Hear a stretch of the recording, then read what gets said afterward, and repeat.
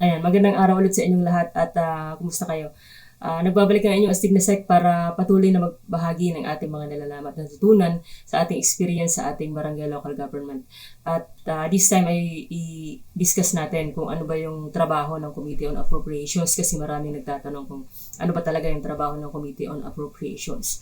So, based sa ating pananaliksik at based na rin sa ating experience, ay nandito yung kanyang mga trabaho. Una, i-discuss muna natin yung budget process, maiksing recap sa ating budget process. So, yung budget process natin sa barangay ay binubuo ng preparation, authorization, evaluation, at review, pagkatapos execution, So, ang nagpe-prepare niyan ay yung ating punong barangay sa tulong ng ating barangay treasurer. At ang nag-o-authorize ng ating budget ay ang sangguniang barangay sa pamamagitan ng isang appropriations ordinance. At ang nag-i-evaluate naman at nagre-recommend ng mga halimbawa may revision ay si Chairman Committee on Appropriations. At ito ay isasubmit naman sa Sangguniang Bayan through the Municipal Budget Officer para sa review. At pagkatapos ay execute na ipapatupad na, implement na yung paggasta ng budget ng barangay. At merong accountability, merong reporting tayo at monitoring. So, yun yung quick recap natin ng budget process. So, yung ating chairman, Committee on Appropriations, hindi naman talaga nakalagay sa local government code yung detalyadong duties and responsibilities niya. Subalit, inutusan ng local government code ang ating Department of Budget and Management na gumawa ng manual sa budget process ng barangay. At yung duties and responsibilities ng ating Chairman Committee on Appropriations ay nakalagay na doon sa manual. Manual on budget preparation for local government. Galing nga sa ating Department of Budget and Management. So, yung pinagbasehan natin ito ay yung DBM's Budget Operations Manual, yung mga forms na ginagamit sa budget process, kung saan mayroong mga pinipirmahan yung ating Committee on Appropriations. So, isa yun sa pinagbasehan natin ng i-discuss natin ngayon. At yung DILG opinion, yung ating batas na RA 7160 or yung ating local government code. At depende na rin sa IRP, sa internal rules of procedure ng ating barangay, Kasi meron tayong internal arrangement, Sa amin meron kaming internal arrangement sa mga trabaho ng ating Committee on Appropriations, So una, hindi naman 'to nakalagay sa batas. Pero isa to sa pinaka-importanting dapat gawin ng ating Committee on Appropriations, Aralin yung batas. Aralin yung budget process. Kasi importante 'yon. Hindi naman siya pwedeng mag-execute ng kanyang trabaho na hindi niya alam yung batas, At yung guidelines sa pagproseso, pag-prepare at pag-implement ng budget ng barangay, Kailangan 'yon. Kasi meron siya pananagutan, May mga pipirmahan siya, may mga isi-certify siya. So kailangan dapat alam niya yung budget process, Yeah, so pwede siya mag-refer sa ating local government code, sa section 314 hanggang 354 ay nakasulat doon lahat ng tungkol sa budget ng local government. At pwede rin siyang mag-refer sa ating updated na Budget Operations Manual for LGUs ng ating DBM. Ilalagay ko sa link sa description sa baba yung DBM guideline sa ating budget preparation. At syempre, matututo din siya sa mga training at seminar. Kasi sila naman ay required din na umattend ng mga training at seminar sa ating budget process. Ayan. So, sa number 2, kung makikita nyo, nilagay ko sa baba yung DBM kasi sa DBM manual ko ito nakita. I-evaluate niya yung proposed budget. Halimbawa na lang nakapag-gawa na ng draft na budget yung ating sangguniang barangay, yung ating punong barangay at treasurer, ay kailangan niyang i-evaluate yun. Magsisilbi yun na preliminary review bago pa man siya i-submit sa ating sangguniang bayan. During the preparation period ito, bago pa man magkaroon ng appropriation ordinance o kahit tapos na yung appropriations ordinance ng sangguniang barangay, kailangan niya itong i-review. At syempre, ang titingnan niya doon, kailangan niyang i-ensure na yung mga mandatory obligations na dapat paglaanan ng budget ng barangay ay nasusunod at nakakapag-appropriate ng budget para doon. So, ayon sa batas, yung kung ilang porsyento ba yung dapat na naka-appropriate sa certain mandatory obligation, na nakasulat sa ating batas. So, ano ba yung mga mandatory obligations natin? Yung PS or yung personal service, na 55% nung next preceding year, BDF, yung Barangay Development Fund, yung Gender and Development Fund, yung Local Disaster Risk Reduction Management Fund, yung ating SK Fund, at yung ating MOOE.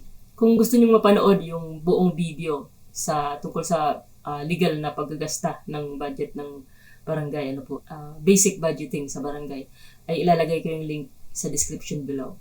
Ayan. So, based pa din sa ating manual ng DBM, ay pwede siyang mag-conduct ng sarili niyang committee hearing para makapag-review nga ng budget ng barangay at makapag-propose kung may kailangang baguhin.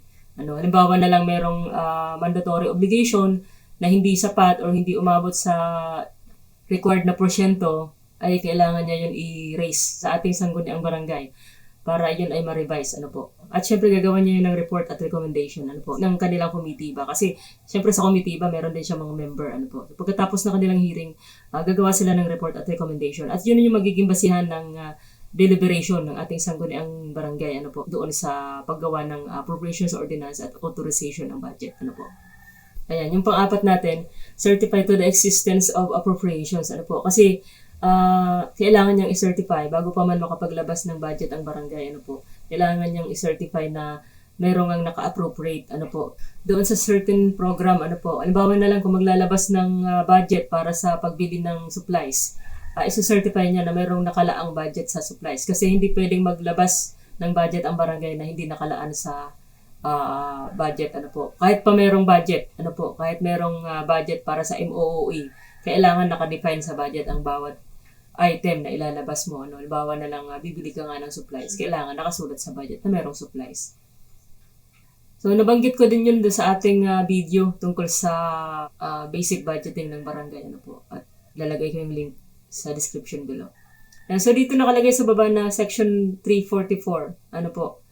Yung pinagbasehan na to at yung DBM manual at yung mga forms na ginagamit sa budget process. So nakikita natin doon na may pinipirmahan yung ating Chairman Committee on Appropriations. Sa section 344 ng RA 7160, nakalagay dito na no money shall be disbursed unless the local budget officer certifies to the existence of appropriation.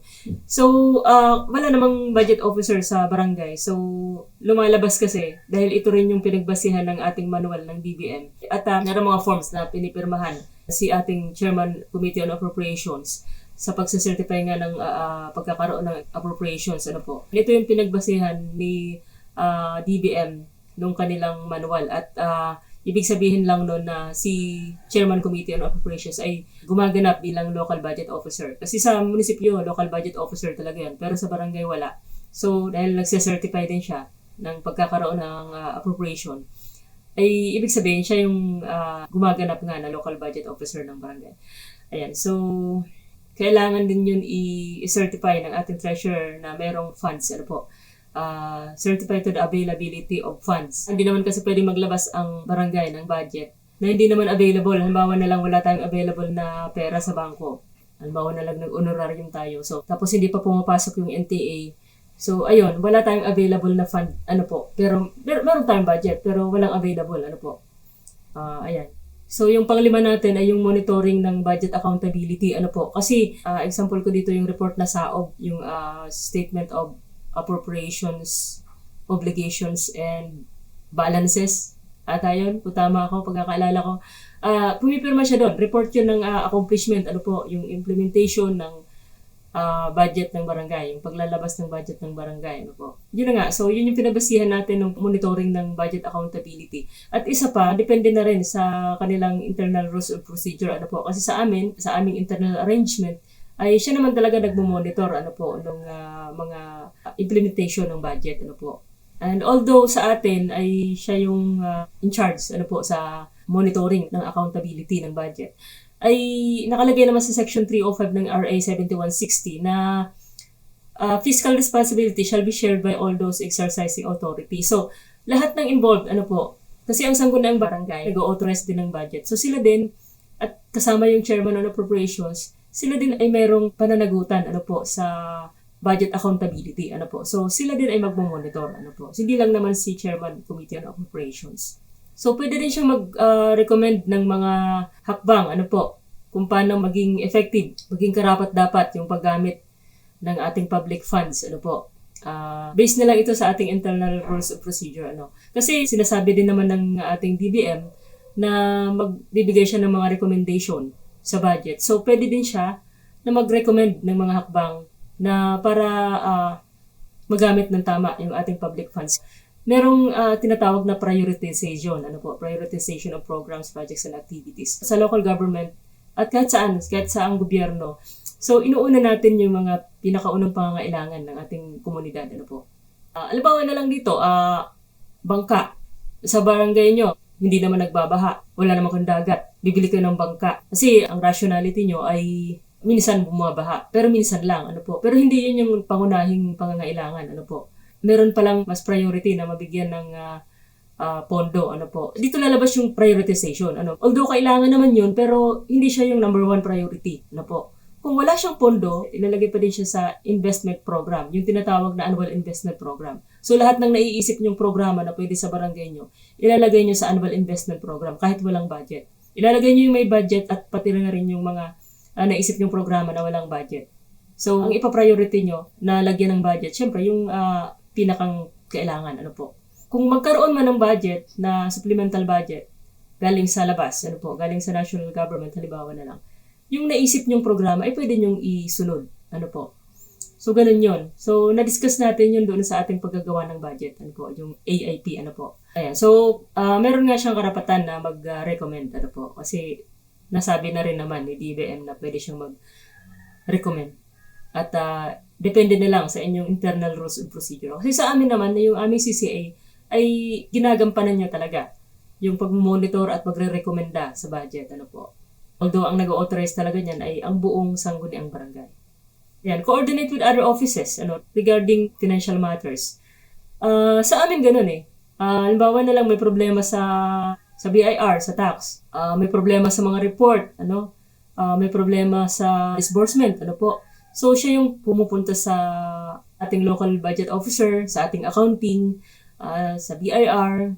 So sumasama siya sa ating treasurer, Halimbawa na lang sa pagpa-follow up ng ating fidelity bond, So, sumasama siya sa ating treasurer kasi na-assist niya nga. So, sa amin, ganun.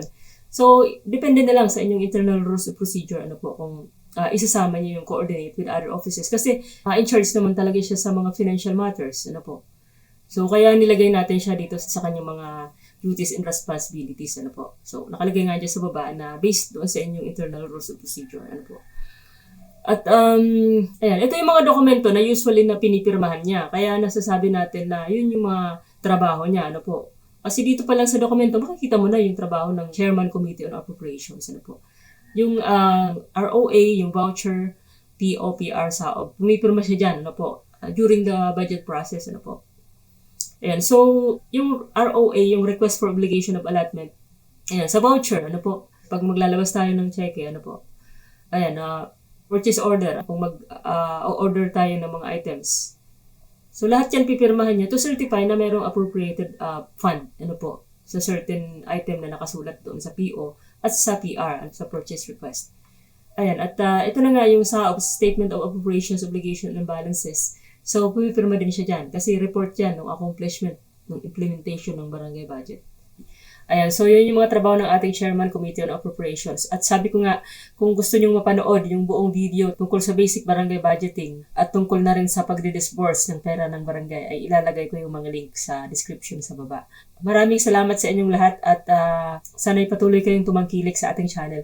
At yung hindi pa nakapag-subscribe, mag-subscribe na kayo. At sisikapin natin na makapag-upload ng mas maraming video tungkol sa ating barangay local administration. Astig na sec, hanggang sa muli.